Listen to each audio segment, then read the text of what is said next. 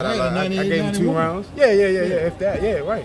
Now the bull rushing, did you expect him to do that? Of course, yeah. Nah, We definitely expect that. My coach Calvin, my dad, my coach Kenny, we prepared for that.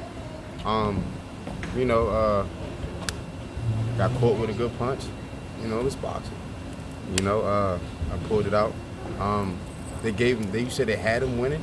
One judge had him winning. Yeah. I don't think so. But it's boxing.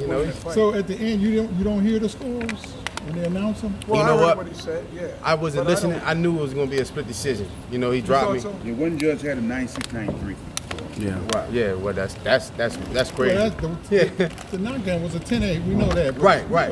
But Exactly. Enough. Exactly. But when you get knocked down, sometimes after the fight, you just happy. I was happy that I fought. I didn't lay down. I knew that I won, and I was just ready to get it over with. Hear him say I won and move on to the next. On a knockdown, he just was throwing wild punches and he just caught you? He caught me, and like my coach Calvin says, I got caught sleeping. I guess I had my left hand down, and I got caught sleeping, going backwards across my feet up. Were you hurt? Were you hurt? No, I wasn't necessarily hurt. Just more so dizzy. I had to get myself together. You see, I had to hold him real tight, and got myself together in the round, in the what was it, the 7th round, and I just had to get on my bike a little bit, bring myself back around. Yeah. I had to ask my coach, did I get dropped? So I had to bring myself back around. How many times have you been down? In my career? Yeah. Say about 4 times, 3, 4 times. Yeah, 3, 4 times. So the experience of that helps. Yeah, it definitely helps. You got to take your time. You can't jump straight up. You take your time getting up, relax, and just get back to work. When you're in tip-top shape, none of that stuff matters. You're just dizzy. I thought your poise was great, man, with him coming like a wild man. Thank you. I appreciate that. You kept your cool. Yeah. All he wanted to do was just get lucky and land. Yeah, that's it. And we knew that. What judges saw that as effective, I don't know. Because you picked off most of those Right. with your gloves. Right, thank you. You could see that from here. Right. I don't know what a judge could give him. Yeah, right. But some judges don't. Some judges just judge. They just sit there. They seen that he dropped me around. He kept coming. But if you pay attention, I was boxing still. Avoiding punches and stuff like that. Yeah. Thank you. You always you compliment me. If I don't jab, you let me know. So I appreciate that. That's a good thing. Yeah. But did you find it sometimes when you was using the single jab a lot? You was using the single jab, but nothing was coming behind it. Yeah. But so when you. What I thought was you should have. I said this shit. Maybe you should double it up a little bit and come with something else. Yeah. And then even throw an uppercut along with it to finish it off. That's you see my coach. That's what my coach Kyle was working on. I threw it a couple times. I threw my uppercut a couple times, but it's back to the drawing board. Yeah. We're gonna get better and better. He was a wild dude. I see why. I see why he's been on like a 3 or 4 or 5 win streak. I see why. Yeah.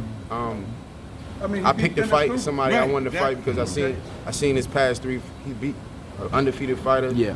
Dennis Douglas, Eric Moon. He beat some good people, great people. So I knew that would rate, and he's ranked higher than me. So my rankings go higher. Okay. So Did he throw any jabs?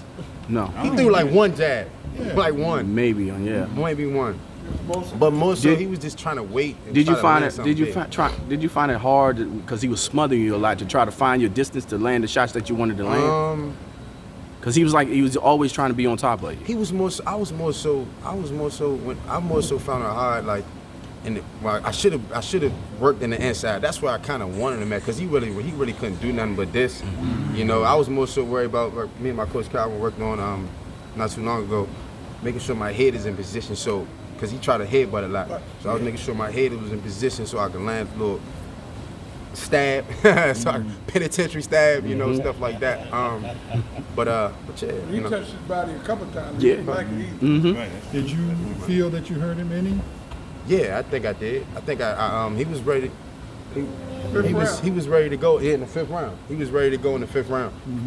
He was ready to go in the 5th round, 6th round. I think that's when I got dropped, right? Yeah, 6th round, 6th 7th. round. Yeah, 6th round. I started feeling too good. I fell asleep, and that was the round my coach Calvin told me to pick it up. In the first round you opened up perfectly. Yeah. You was jabbing to the body, allowing him to drop his hands down, and then you went upstairs. Yeah.